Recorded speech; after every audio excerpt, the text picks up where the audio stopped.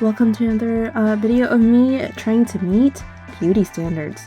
And right now we're focusing on weight loss, but I'm sure I know there's other avenues that I want to achieve beauty standards actually, because if you can't beat them, you try to join them. Anyways, that's liver, not poo. I love liver. Anyways, here's a salad that I packed last night. Not last night, but the night before this footage. And I'm having it for dinner, and it's so nice to have everything prepared. Preparation takes so much time, and I'm just like, I don't want to do this. Anyways, I tried filming this audio a couple times, but then I realized, I have a face for radio and a voice for modeling, so I don't know what to do. We continue. We persist, because that's the thing about life. Sometimes, something bad happens, you see it, and you move on. I think that's just like a common theme that I just have to wrestle with, like something not going in my favor. Well, alright, okay, well, what am I gonna do now? So just moving on from that situation. And I think the reason why I want to meet beauty standards is because literally I don't have a personality, and so I have to overcompensate with looks. And yeah, I'll be perfectly honest. But instead of developing a personality, whatever. I'm half joking. Yes. But I won't shut up about it. That's right. Anyways, that is the end of day 1, but day 2 is coming.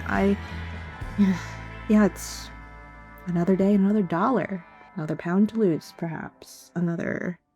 Anyways, I had kefir and chia seeds, which when I ate them, my skin was glowing. And then I just prepped some harissa chicken, as usual. I used to be afraid of seed oils, but ever since I balanced my omega-3 levels, it's been a lot better, and I can just go woohoo and just go on with my day.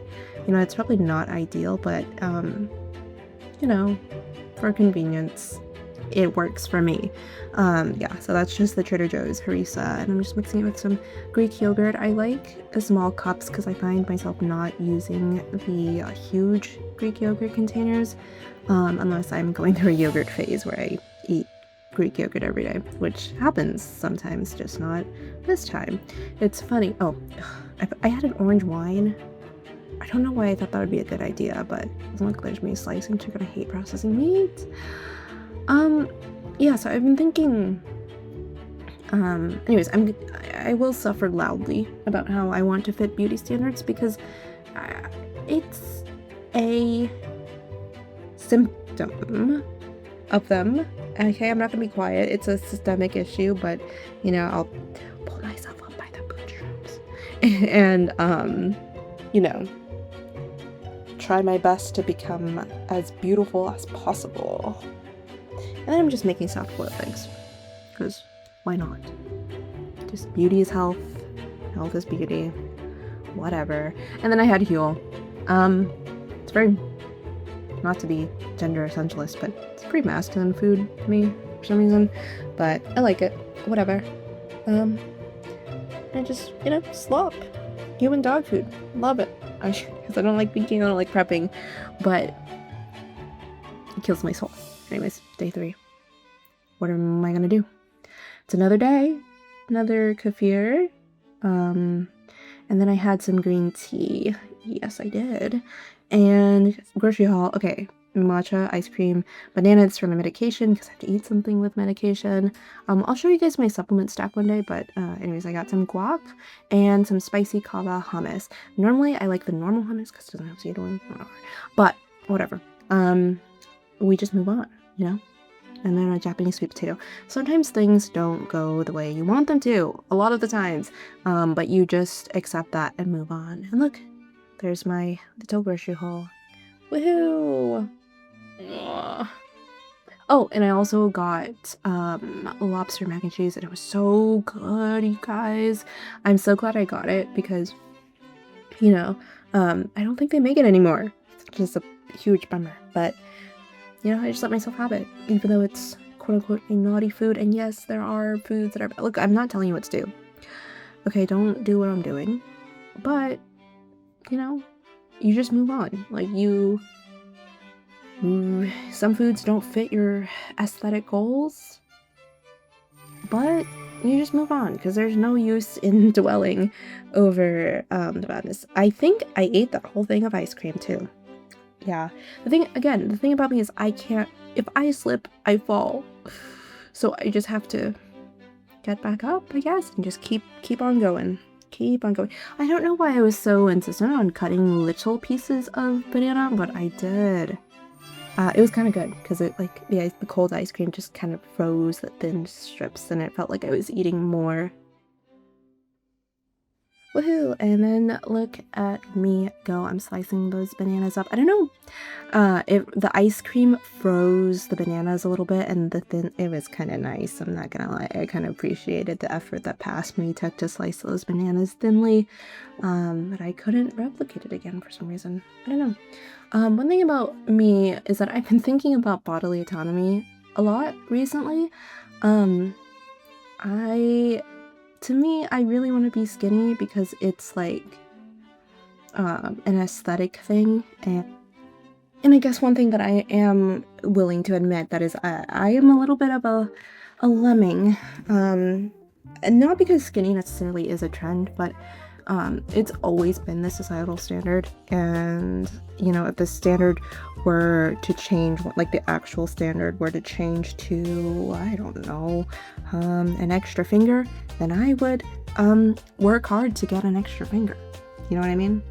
And the thing, okay, if you are quiet about wanting to be beautiful, I can totally understand that, because you will be punished for saying that you want to be beautiful and you are in the pursuit of aesthetics, or, you know, because you feel sort of like a traitor, I guess, to other women. And again, I will talk about this again one day, because I think it's really interesting, but I think we need to openly talk about the sacrifices that we make in order to look aesthetic, because, you know, this is a direct consequence of the society.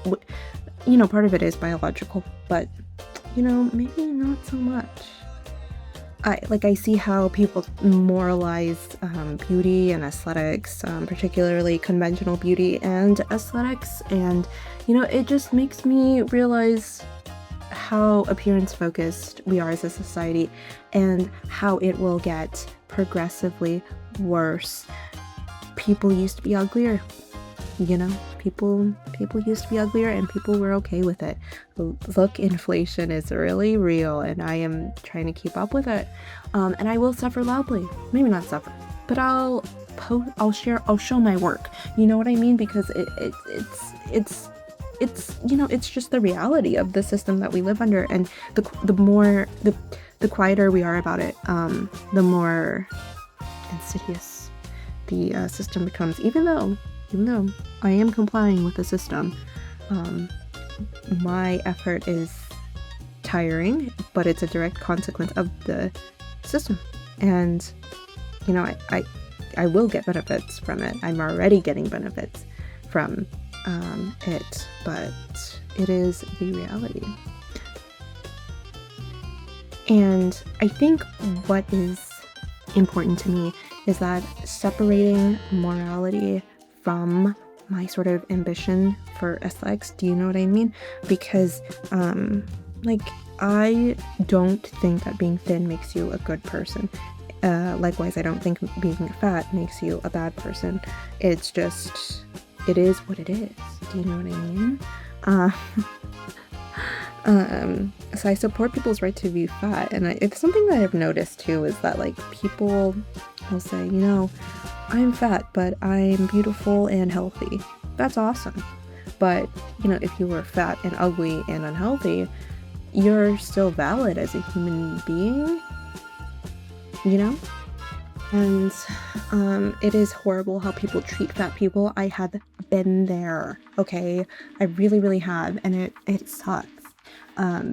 By the way, the footage you're gonna see, I had a super busy day for these couple of days, so I actually ate more than that. I had like fish cakes and stuff, but don't worry.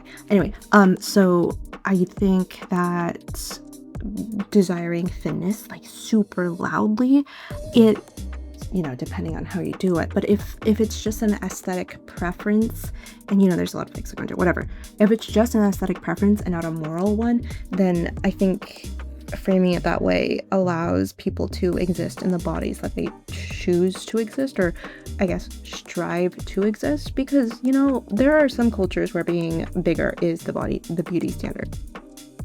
And, you know, sometimes the body that you exist in is not necessarily your choice, but, you know, if somebody is out here framing that they want their body to look aesthetic and it's completely stripped away from moral virtue, then I think then that's great, because then if all bodies were stripped away from, it's not a moral thing. It's really just, for me personally, an aesthetic thing and a societal. And, you know, I get it. Like, I think society has definitely tied in morals into it. But there are some instances where people fit that mold without sort of the moral virtues like discipline. You know, they can still fit those standards in other ways.